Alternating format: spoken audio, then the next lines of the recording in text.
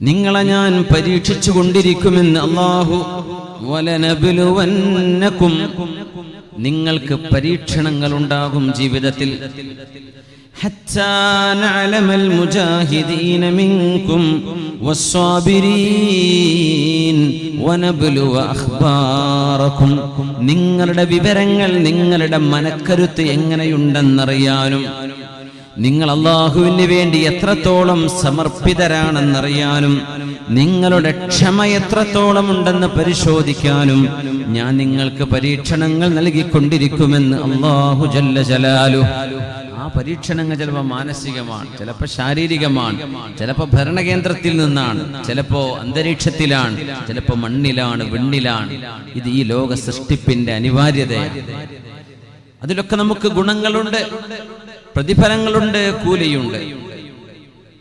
അതുകൊണ്ട് അടിപതറാതെ ലാ ഇലാഹ ഇല്ലല്ലാഹ്, ഈ പ്രപഞ്ചത്തിന്റെ ഉടമസ്ഥനും സ്രഷ്ടാവുമായ അല്ലാഹു, ആ റബ്ബുൽ ഇസ്സത്ത്, എന്റെ ആരാധ്യനായ ഒരേ ഒരുത്തൻ, അവന് വേണ്ടിയുള്ള ജീവിതമാണ് എന്റെ ജീവിതം. ഇത് മനസ്സുകൊണ്ട് ഉറപ്പിക്കുന്ന ഒരു സത്യവിശ്വാസി, ഇത് ഉറപ്പിച്ചു പറയുന്ന ഒരു ഉമ്മ, ഒരു ഉപ്പ, അത് പറയുന്ന ഒരു പെങ്ങള്, ഒരു സഹോദരൻ, ഒരു മകൻ, ഒരു മകള്, നമ്മുടെ യുവാക്കള്, യുവതികള്, വിദ്യാർത്ഥിനികൾ, എന്റെ ജീവിതം ഇന്ന സ്വലാത്തി വനുസുകി വമഹയായ വമമാതി ലില്ലാഹി റബ്ബിൽ ആലമീൻ. എന്റെ ജീവിതവും എന്റെ മരണവും എന്റെ അനക്കവും എന്റെ അടക്കവും എന്റെ ആരാധനയും എന്റെ സമർപ്പണവും എല്ലാം അല്ലാഹുവേ നിനക്ക് വേണ്ടി മാത്രമാണ്. അത് ഓർമ്മിപ്പിക്കാനാണ് ജനിച്ച കുഞ്ഞിന്റെ വലതു ചെവിയിൽ അല്ലാഹു അക്ബറിന്റെ ശബ്ദം മുഴങ്ങിയത്. അത് ഓർമ്മിപ്പിക്കാനാണ് വലതു ചെവിയിൽ ഈ ദൗത്യം കഴിഞ്ഞ് ലോകത്തോട് വിട പറയുന്ന ഒരു യാത്ര. ആ യാത്രക്ക് മുന്നേ നിനക്ക് വേണ്ടി ഒരു ജനാസ നിസ്കാരമുണ്ട്. ആ ജനാസക്ക് ഇമാം ഒരിക്കലും ഇഖാമത്ത് വിളിക്കില്ല. ആ ഇഖാമത്ത് ഇപ്പോഴേ വിളിച്ചു വെക്കുന്നു, മോനെ, മോളെ, ഖദ് ഖാമത്തിസ് സ്വലാത്തു, ഖദ് ഖാമത്തിസ് സ്വലാഹ്. കുഞ്ഞിന്റെ ഇടത് ചെവിയിൽ മുഴങ്ങുന്നുണ്ട്. ഈ ഓർമ്മപ്പെടുത്തലിനാണ് അല്ലാഹു ബശീറൻ വ നദീറാ, പ്രവാചകന്മാരെ നിങ്ങൾക്ക് ഉണർത്തൽ പറയാൻ, ഉണർത്തി നിങ്ങളെ ഓർമ്മപ്പെടുത്താനാണ് ഞാൻ പ്രവാചകന്മാരെ പറഞ്ഞയച്ചത്. എന്തുകൊണ്ട്? ഞാനാണ് നിങ്ങളുടെ രക്ഷിതാവെന്ന് ഏഴാനാകാശങ്ങളുടെ അധിപനായ അല്ലാഹു, ആലമുൽ അർവാഹിൽ, നമ്മളൊക്കെ ആത്മാക്കളായി അല്ലാഹുവിന്റെ മുമ്പിലേക്ക് വന്ന ഒരു നേരത്ത്, ഖാല അലസ്തു ബിറബ്ബിക്കും, ഞാൻ നിങ്ങളുടെ റബ്ബല്ലയോ, ഞാനല്ലയോ നിങ്ങളുടെ രക്ഷിതാവെന്ന് അല്ലാഹു കോടിക്കണക്കിന് വരുന്ന മനുഷ്യരോട്, അവരുടെ ആത്മാവിനോട് സംസാരിച്ചപ്പോൾ ഖാലൂ ബലാ, നമ്മളൊക്കെ പറഞ്ഞിട്ടുണ്ട്, അതേ റബ്ബേ, നീ തന്നെയാണ് ഞങ്ങളുടെ യജമാനൻ. പക്ഷെ നമുക്കത് ഓർമ്മയില്ല. ഒരു വയസ്സുള്ള സമയത്ത് നമ്മൾ തട്ടിപ്പൊട്ടിച്ചത് നമുക്ക് ഓർമ്മയില്ലല്ലോ. അത് ചെയ്തിട്ടില്ല എന്ന് പറയാൻ വയ്യല്ലോ, നമുക്ക് ഓർമ്മയില്ല. ആലമുൽ അർവാഹിൽ നടന്ന ആ സംഭാഷണം ഓർമ്മപ്പെടുത്താനാണ് പ്രവാചകന്മാർ വന്നത്. അതുകൊണ്ടാണ് ഫദക്കിർ, അങ്ങ് ഓർമ്മപ്പെടുത്തുക നബിയെ. മുമ്പ് കേട്ടതല്ലേ ഓർമ്മപ്പെടുത്തുള്ളൂ, മുമ്പ് അറിഞ്ഞതല്ലേ ഓർമ്മപ്പെടുത്തുക, അല്ലെങ്കിൽ ആദ്യം കേൾക്കലല്ലേ, പഠിപ്പിക്കാന്നല്ലേ പറയാ. പ്രവാചകന്മാർ ഓർമ്മപ്പെടുത്താൻ വന്നതാണ്. അള്ളാഹുവിന്റെ മുമ്പിൽ നീ തന്നെയാണ് ഞങ്ങളുടെ രക്ഷിതാവെന്ന് നമ്മൾ സമ്മതിച്ചു പറഞ്ഞു പോന്നത്, മറന്നു പോന്നതിനെ ഓർമ്മിപ്പിക്കാൻ. ആ ലോകമാണിത്. ഇവിടെ നമ്മൾ ആ വിശ്വാസത്തിൽ മുറുകെ പിടിച്ച് അല്ലാഹുവിന് വേണ്ടി റബ്ബ് തആല പറയുന്ന പോലെ സജ്ജനങ്ങളായി ജീവിച്ച് മരിക്കുകയാണെങ്കിൽ ഈ ലോകത്ത് ഇത്രമേൽ സുഹൃതം കിട്ടുന്ന, പരലോകത്തിന് അത്രമേൽ അനുഗ്രഹങ്ങൾ ലഭ്യമാകുന്നവരാരുണ്ട്? അല്ലാഹു നമുക്കതിന് ഭാഗ്യം നൽകട്ടെ.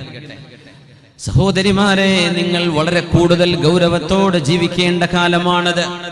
നിങ്ങളുടെ മനസ്സിൽ സ്നേഹവും അനുരാഗവും, ഒരുതരം സോഫ്റ്റ് കോർണർ, ഒരു തരത്തിലുള്ള സോഫ്റ്റ്നെസ് അല്ലാഹു നിങ്ങളുടെ സ്വഭാവങ്ങളിൽ, പ്രകൃതങ്ങളിൽ അല്ലാഹു വെച്ചിട്ടുണ്ട്. ആ ഒരു പ്രകൃതം ഒരുപക്ഷെ അള്ളാഹുവിനെ മാനിക്കാത്ത അല്ലെങ്കിൽ പടച്ചതമ്പുരാനെ കുറിച്ച് ചിന്തിക്കാത്ത ഒരുത്തൻ നിങ്ങളുടെ അഭിമാനം പിച്ചു ചീന്താൻ വരികയാണെങ്കിൽ അതിന് നിങ്ങൾ വശം വരതരായി പോകരുത്. കാരണം നിങ്ങളുടെ ഏറ്റവും വലിയ ആഭരണമാണ് നിങ്ങളുടെ വിശ്വാസവും നിങ്ങളുടെ ലജ്ജയും നിങ്ങളുടെ ആത്മവിശുദ്ധിയും ചാരിത്രശുദ്ധി. അത് നഷ്ടപ്പെടുത്തരുത്. അങ്ങനെ ഒരു ഉമ്മയാണ് വീട്ടിലുള്ളതെങ്കിൽ, ആ ഉമ്മയുടെ തർബിയത്ത് കിട്ടിയിട്ടാണ് മക്കൾ വളരുന്നതെങ്കിൽ ആ സമുദായം എത്ര നല്ല സമുദായമാണ്.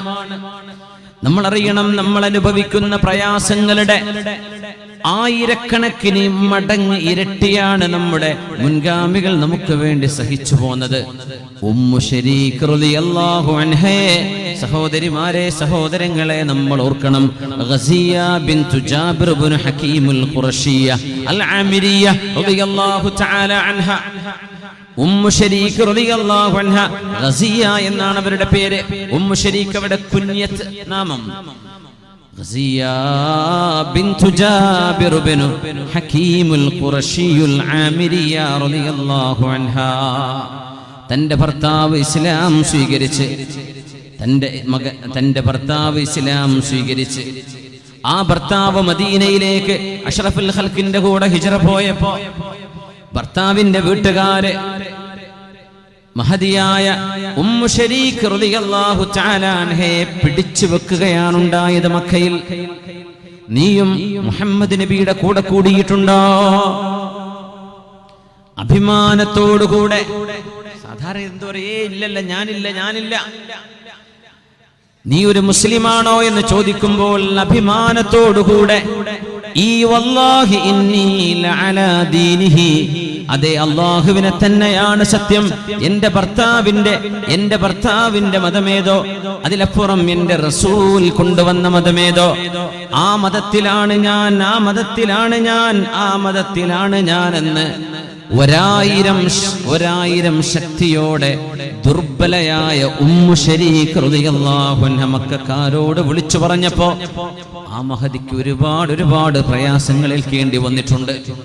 ഞാനൊന്ന് പറഞ്ഞോട്ടെ, നമ്മുടെ സഹോദരിമാർ പുരുഷന്മാരെക്കാളും ദീനിന്റെ വിഷയത്തിൽ വലിയ ഒരു ദൗത്യം നിർവഹിക്കുന്നവരാണ്. അവര് ശരീരം മറച്ച് അച്ചടക്കത്തോടെ ഹിജാബ് ധരിച്ച് നടക്കുമ്പോൾ ഒരു പെണ്ണ് അവൾ അറിയാതെ വിളിച്ചു പറയുന്നുണ്ട്, ഞാൻ അല്ലാഹുവിൽ വിശ്വസിക്കുന്നവളാണ്. ഒരു പെണ്ണിന്റെ ഹിജാബിന്റെ അർത്ഥം ഒരാണിന് ഏത് കോലവും കെട്ടാം. പ്രത്യേകിച്ച് എല്ലാവരുടെ കയ്യുമ്മലും ചരട ചെയിനുകളാണ്, സിൽവറിന്റെ ചെയിനുകൾ, കഴുത്തിൽ മാല. ഒന്നാന്തരം നമ്മുടെ ചെറുപ്പക്കാർ എന്നോടൊക്കെ ഒന്ന് സലാം പറയും, കെട്ടിപ്പിടിക്കൽ സെൽഫി എടുക്കലൊക്കെ ചെയ്യുന്ന ആളുകൾ ചിലപ്പോ കാണാൻ കഴുത്തിലൊക്കെ ഈ മാല, കയ്യുമ്മ ഒരു റിങ്. എന്തേന്നറിയോ? എങ്ങാനും പെട്ടുപോയ ജാതി തിരയാണ്ടായിക്കോട്ടെ എന്ന് വിചാരിച്ചിട്ടായിരിക്കും. ഇത്ര നട്ടലില്ലെങ്കിൽ ജീവിക്കണോ ഈ ലോകത്ത്? നമ്മുടെ ഐഡന്റിറ്റി കീപ്പ് ചെയ്യുന്നതിൽ എന്ത് കുഴപ്പം അവിടെ ഉള്ളത്? ഒരാൾ ഒരു വിശ്വാസിയായി ജീവിക്കുന്നതിൽ എന്ത് തെറ്റുണ്ട്? ഇത്രയും നല്ല യുക്തിഭദ്രമായ ഒരു മതം നമ്മുടെ കയ്യിലുണ്ടായിരിക്കെ അഭിമാനത്തോടെ ഐ എം എ മുസ്ലിം എന്ന് പറയാൻ എന്ത് നാണമാ ഒരു വിശ്വാസിക്ക് വേണ്ടത്? നമ്മുടെ ഉമ്മമാര്, നമ്മുടെ പെങ്ങന്മാർ അത് അവരറിയാതെ വിളിച്ചു പറയുന്നുണ്ട്, ഞാൻ മുസ്ലിമത്താണ്. ഒരു ചെറുപ്പക്കാരൻ പേനുകുപ്പായിട്ട് ഇറങ്ങിപ്പോയാൽ അറിയില്ല, പേര് ചോദിക്കേണ്ടി വരും. അപ്പോഴേ അറിയാൻ പറ്റുള്ളൂ ആണോ അല്ലേ. അല്ലെങ്കിൽ പിന്നെ അങ്ങനത്തെ ഒരു വേഷം ധരിക്കണം. നമ്മുടെ സഹോദരിമാർ അവരുടെ ഇസ്ലാമിക വേഷവിധാനം തന്നെ വിളിച്ചു പറയുന്നുണ്ട്, ഞാൻ ഒരു മുസ്ലിമത്താണ്. അതിൻ്റെയൊക്കെ കൂലി അവർക്ക് കിട്ടും. വലിയ പ്രതിഫലമാണത്. പ്രത്യേകിച്ച് ഇപ്പോഴത്തെ കാലത്ത്. ഞാൻ ഒന്നുകൂടെ കഴിഞ്ഞ 2 ദിവസവും ഞാനത് സൂചിപ്പിച്ചു. മുസ്ലിമായി ജീവിക്കലാണ് ഇന്ന് പ്രയാസം. എന്ന് പറഞ്ഞാൽ കള്ളു കുടിക്കാതെ ജീവിക്കാനാ പ്രയാസം. കള്ളുകുടിയനാവാൻ ഒരു പണിയില്ല. മയക്കുമരുന്നടിക്കാതെ ജീവിക്കലാണ് ഇന്ന് പ്രയാസം. അതാണ് മുസ്ലിം. മയക്കുമരുന്നിന്റെ ഗ്യാങ്ങിൽ പെടാൻ ഒരു പണിയുമില്ല. ഒരു ഗേൾ ഫ്രണ്ടും ബോയ് ഫ്രണ്ടും ഇല്ലാണ്ട് അള്ളാഹു പറഞ്ഞ പോലെ അച്ചടക്കത്തിൽ ദാമ്പത്യ ജീവിതത്തിൽ പൊരുത്തപ്പെട്ട് ജീവിക്കുന്നവനായി മാറാനാണ് പ്രയാസം. അവനാണ് മുസ്ലിം. അല്ലാത്തതിനൊന്നൊരു പണിയില്ല. വാട്സപ്പിലും ഫേസ്ബുക്കിലും കയറിയാലേ ഇഷ്ടം പോലെ പാർട്ട്നേഴ്സിനെ കിട്ടും, ഇഷ്ടം പോലെ ഫ്രണ്ട്സിനെ കിട്ടും. പക്ഷേ എനിക്കത് വേണ്ട എന്ന് പറയുന്നവൻ അവനാണ് മുസ്ലിം. സെൻസസിലെ മുസ്ലിം അല്ല ഞാൻ പറയുന്നത്, കാനേശ്വമാരിയിലെ മുസ്ലിം അല്ല ഞാൻ പറയും. അള്ളാഹു പറഞ്ഞ മുസ്ലിം കള്ളു കുടിക്കാതെ ജീവിക്കണം. അവൻ വ്യഭിചരിക്കരുത്, അവൻ തോന്നിവാസത്തിന് പോകരുത്, അവൻ ആളുകളെ വഞ്ചിക്കരുത്, കളവ് പറയരുത്. അതൊക്കെയല്ലേ ഇന്ന് പ്രയാസം. അല്ലാത്തതിന് എന്ത് പ്രയാസമാണ്? ഈ പറഞ്ഞ പോലെ മുസ്ലിം ആവലാണ് ഇന്ന് ബുദ്ധിമുട്ട്. ബദഅ അൽ-ഇസ്ലാമു ഗരീബാ വസയഊദു കമാ ബദഅ ഫതൂബാ ലിൽ-ഗുറബാ. ഇസ്ലാം തുടങ്ങുമ്പോൾ തുടക്കക്കാർ വളരെ കുറച്ചു പേരെ ഉണ്ടായിരുന്നുള്ളൂ. നാട്ടുകാർ മുഴുവൻ കള്ളുടിച്ച് കിടന്നുറങ്ങാൻ. കള്ളുടിക്കാതെ വന്ന സുഹാബിമാർ 251 ആളുകൾ. എല്ലാവരും തോന്നിവാസത്തിലാണ്. ബ്രൈബ്, യൂഷറി, ഏതെല്ലാം ഇസ്ലാം അംഗീകരിക്കാത്ത സാമ്പത്തിക ഇടപാടുകളുണ്ടോ അതൊക്കെ ചെയ്യുന്നവർ മുസ്ലിമീങ്ങളല്ല. എനിക്ക് ഹലാലു മതി. കൊലപാതകം, മാരണം, ചതി, വഞ്ചന, ഞാനത് ചെയ്യില്ല എന്ന് പറഞ്ഞ ഒരു ചെറിയ വിഭാഗം അറേബ്യയിൽ ഉണ്ടായിരുന്നു ഹബീബായി തങ്ങളോടൊപ്പം. അവരാണ് അൽ ഗുറബാ, ഇസ്ലാമിന്റെ ആദ്യകാലത്തെ മഹാന്മാരായ ആളുകൾ. തുടങ്ങുമ്പോൾ അങ്ങനെയാണ്. ഇനി കുറച്ചു കാലം കഴിഞ്ഞാൽ വസയഊദു കമാ ബദഅ, തുടങ്ങിയതുപോലത്തെ അവസ്ഥയിലേക്ക് ഇസ്ലാം തിരിച്ചു വരും. പേരിലൊക്കെ മുസ്ലിമീങ്ങളാണ്, പക്ഷേ ഉള്ളിലേക്ക് ഇറങ്ങിച്ചെന്നാൽ സംഗതി മോശമാണ്. അങ്ങനത്തെ ശരിക്കുള്ള മുസ്ലിമീങ്ങൾ കണ്ടെത്താൻ പ്രയാസമാവും. ഫതൂബാ ലിൽ ഗുറബാ, കൂടുള്ള മുഴുവൻ ആളുകളും തെറ്റ് ചെയ്താൽ ആ തെറ്റിനെ ന്യായീകരിക്കാൻ കഴിയില്ല. തെറ്റു തന്നെയാണ്. വലൗ അഅജബക കസറത്തുൽ ഖബീസ്, തിന്മ വളരെ കൂടുതലുണ്ട് എന്നതിന്റെ പേരിൽ ഒരു തിന്മയും നന്മയായി മാറുന്നില്ല. നന്മയുടെ പക്ഷത്തുള്ള ആളുകൾക്ക് അവർക്കാണ് സർവമാന നന്മയും എന്ന് പരിശുദ്ധ റസൂലുള്ളാഹി സ്വല്ലല്ലാഹു. ആ ഗുറബായിൽ അല്ലാഹു നമ്മളൊക്കെ പെടുത്തി തരട്ടെ. ആമീൻ യാ റബ്ബൽ ആലമീൻ.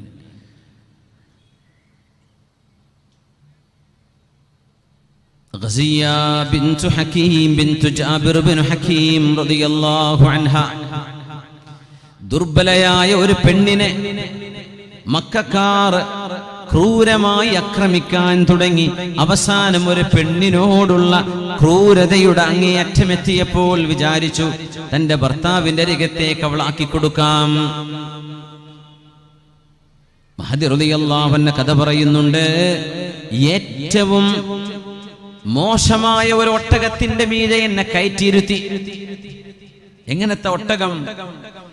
ഹുവ ശർറു റികാബിഹിം വഅഗ്ലദു, വളരെ യാത്ര ചെയ്യാൻ പ്രയാസമുള്ള ഒരു ഒട്ടകത്തിന്റെ പുറത്ത് എന്നെ അവരെ കയറ്റിവെച്ച് എന്റെ ഭർത്താവിന്റെ ബന്ധുക്കൾ മക്കയിൽ നിന്ന് മദീനയിലേക്കുള്ള ദുർഘടമായ വഴികളിലൂടെ എന്നെ കൊണ്ടുപോകുന്നു. എന്തിനാ അതൊക്കെ ചെയ്യുന്നറിയോ? ലാ ഇലാഹ ഇല്ലല്ലാഹ് എന്ന് വിശ്വസിച്ചതിന്റെ പേര് മാറ്റിയില്ല അവര്. അല്ല, ഞാൻ മതം വിട്ടിട്ടുണ്ട് എന്ന് പറഞ്ഞില്ല. ഞാൻ മുസ്ലിമാണ്, ഞാൻ അള്ളാഹുവിന് വഴിപ്പെടുന്ന ആളാണ്. ഇത് പറയാനുള്ള ധൈര്യം നമുക്ക് വീണ്ടെടുക്കേണ്ട സമയമാണിത്. അതുകൊണ്ട് ആർക്കും ഒന്നും ഈ ലോകത്ത് നഷ്ടമാകുന്നില്ല. ഒരു മുസ്ലിം ആരെയും ഉപദ്രവിക്കുന്നവനല്ല. ഒരു മുസ്ലിം ഒരു നാടിന് അനുഗ്രഹമാണ്, ഒരു സമുദായത്തിന് അഭിമാനമാണ്, അവന്റെ സംഭാവന രാജ്യത്തിന് അഭിമാനമാണ്. കാരണം അങ്ങനെ ജീവിക്കാനാ മുത്തനബി തങ്ങൾ നമ്മൾ പഠിപ്പിച്ചത്. ഉമ്മു ശരീഖ് റളിയല്ലാഹു അൻഹ പറയുന്നു, അവരെനിക്ക് ബ്രെഡ് തന്നു തിന്നാൻ, കൂടെ തേനും. പക്ഷേ തേനും ബ്രെഡ് നല്ല ഫുഡാണല്ലോ വിചാരിക്കും. മനഊനി അൽമാ, വെള്ളം തന്നില്ല. തേനൊക്കെ തൊണ്ടയിലായാൽ ഒരു വെള്ളം കുടിക്കാൻ ദാഹം തോന്നുന്നു. മരുഭൂമിയുടെ ചുട്ടുപൊള്ളുന്ന വെയിലിൽ അവർ ഒട്ടകത്തിന്റെ പുറത്തന്നെ കൊണ്ടുപോകുന്നത് 15 ദിവസമെടുക്കുന്ന യാത്രയിലാണ്. ഒരു ഭക്ഷണം എനിക്ക് തന്നിട്ടില്ല അവർ. എപ്പോഴെങ്കിലും ബ്രെഡ് തരും, കുടിക്കാൻ വെള്ളം തരൂല. മരുഭൂമിയിൽ 3 ദിവസമാണ് അവരെന്നെ കെട്ടിവെച്ചത്. ഒരു ഒട്ടകത്തിന്റെ മീതെ എന്നെ പറഞ്ഞയച്ചിട്ട് എന്റെ മുമ്പിൽ എന്റെ പിന്നിൽ ഓരോരോ ഒട്ടകപ്പുറത്ത് ക്രൂരന്മാരായ എന്റെ ഭർത്താവിന്റെ ബന്ധുക്കളുണ്ട്. എന്റെ ഭർത്താവ് ഹിജ്റ ചെയ്ത് രക്ഷപ്പെട്ടിട്ടുമുണ്ട്. ഞാൻ ഒറ്റയ്ക്കാണ്. അല്ലാഹുവേ, നിന്റെ മാർഗത്തിൽ നിന്നെ വിശ്വസിച്ചതിന്റെ പേരിൽ ഞാൻ അനുഭവിക്കുന്ന ത്യാഗങ്ങൾക്ക് പകരം നിന്റെ ഹബീബിനെ എനിക്കൊന്ന് കാണിക്കുമോ എന്ന പ്രാർത്ഥനയിൽ നീങ്ങുകയാണ് ഉമ്മു ശരീഖ് റളിയല്ലാഹു അൻഹ. ഈ പരീക്ഷണങ്ങളൊന്നും എനിക്ക് പ്രശ്നമല്ല. അതൊക്കെ നമുക്ക് സംഭവിക്കുമോ എന്ന് ആലോചിച്ച് നോക്കി. നമ്മളൊക്കെ എന്ത് ചെയ്യും? ഒരു പെണ്ണാണ്, പിന്നെ പുരുഷന്റെ കഥയേക്കാൾ അപ്പുറം ഒരു മഹദിയുടെ ഈ ചരിത്രം നമുക്ക് വലിയ വലിയ പ്രചോദനമാവണം. 3 ദിവസം അവരെന്നെ മരുഭൂമിയുടെ നടുവിൽ ഒരു വൃക്ഷത്തിന്റെ തണല് പോലും കിട്ടാത്തിടത്ത് അവരെന്നെ കെട്ടിവെച്ചു. എന്റെ കൂടെ വന്ന മുഴുവൻ ശത്രുക്കളും അവരോരോരുത്തരും ഓരോരോ വൃക്ഷത്തിന്റെ തണലിൽ പോയി വിശ്രമിക്കുന്നു. എനിക്ക് വൃക്ഷമില്ല, തണലില്ല. ഞാൻ നട്ടുച്ച നേരത്തെ വെയിലിൽ നിന്ന് വെയിലുകൊള്ളുകയാണ്. ഒരൊറ്റ തെറ്റേ ചെയ്തിട്ടുള്ളൂ. എന്ത്? ലാ ഇലാഹ ഇല്ലല്ലാഹ് മുഹമ്മദുർ റസൂലുള്ളാഹ്. അവരുടെ കണ്ണിൽ ഇത് തെറ്റല്ലല്ലോ. വലാ ഐബ ഫീനാ ഗൈറ അന്നാ സുയൂഫനാ ബിഹിന്നാ ഫുലൂലും മിൻ ഖിറാഇൽ കതായിബി. അതൊരു തെറ്റല്ലല്ലോ, അതൊരു നന്മയാണ്. പ്രപഞ്ച സൃഷ്ടാവ് എന്തിനാണോ മനുഷ്യനെ ലോകത്തേക്ക് പറഞ്ഞയച്ചത്, ആ ലക്ഷ്യമാണ് ലാ ഇലാഹ ഇല്ലല്ലാഹ്. ആ ലാ ഇലാഹ ഇല്ലല്ലാഹയിൽ വിശ്വസിച്ചതിന്റെ പേരിൽ ഞാൻ ആ മതം വിടണം എന്ന് വാശി പിടിച്ച് എന്നോട് നിർബന്ധിച്ച് വെള്ളം തരാതെ 3 ദിവസം എന്നെ വെയിലത്ത് കിടത്തിയപ്പോൾ ഞാൻ അല്ലാഹുവിലേക്ക് തിരിഞ്ഞു. അല്ലാഹു എന്നെ പരീക്ഷിക്കുകയാണെന്ന് എനിക്ക് മനസ്സിലായി. ഞാൻ ആകാശലോകത്തേക്ക് കൈയുയർത്തി വെച്ചു. അം ഹസിബ്തും അൻ തദ്ഖുലുൽ ജന്ന വലമ്മാ യഅലമില്ലാഹു അല്ലദീന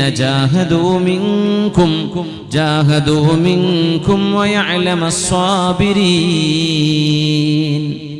നിങ്ങളിൽ ആർക്കൊക്കെയാണ് ക്ഷമയുള്ളത് എന്ന് കാണാതെ, ആരൊക്കെയാണ് സത്യമാർഗത്തിൽ ത്യാഗം ചെയ്ത് പിടിച്ചു നിൽക്കുമെന്ന് നോക്കുന്നത് എന്നറിയുന്നതറിയാതെ, ആര് പിടിച്ചു നിൽക്കുമെന്നറിയാതെ, അത് ബോധ്യപ്പെടാതെ നിങ്ങൾക്ക് ഞാൻ സ്വർഗം തരുമെന്ന് വിചാരിക്കുന്നുണ്ടോ എന്ന് അല്ലാഹു നമ്മളോടൊരു ചോദ്യം ചോദിക്കുന്നുണ്ട്. ഇങ്ങനെയൊക്കെ ഒരു ഒച്ചപ്പാടുണ്ടാവുന്നത് നമ്മുടെ ഈമാനൊക്കെ ഒന്ന് പുതുക്കാൻ നല്ലതാണ്. വെറുതെ ഒരു ഉറങ്ങിയ മുസ്ലിമായി ജീവിക്കുന്നതിനേക്കാളൊക്കെ നല്ലത് അന്തസ്സിൽ ഇസ്ലാം മനസ്സിലാക്കി ജീവിക്കലാണ്. ഉമ്മു ശരീക്ക് റളിയല്ലാഹു അൻഹ പറയുന്നു, ഞാൻ അല്ലാഹുവിലേക്ക് കൈയുയർത്തുകയാണ്. അമ്മൻ യുജീബുൽ മുൾത്തറ ഇദാ ദആ. അല്ലാഹു മാജിക് ഇറക്കി തരുന്നല്ല.